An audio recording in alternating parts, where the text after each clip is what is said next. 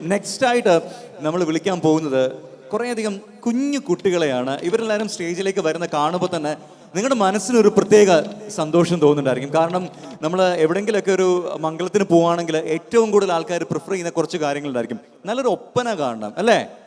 വേണോ?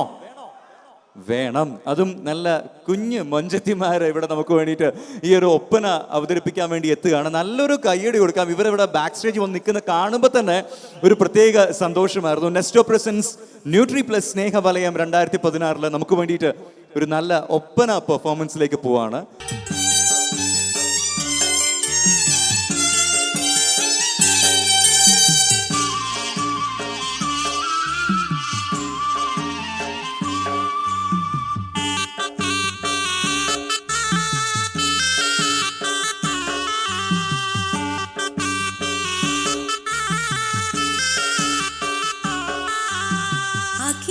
അഖിലമണക്കണൊരറയില് വർണ്ണത്തുകില ഞൊറിഞ്ഞി വളിരിക്കണ്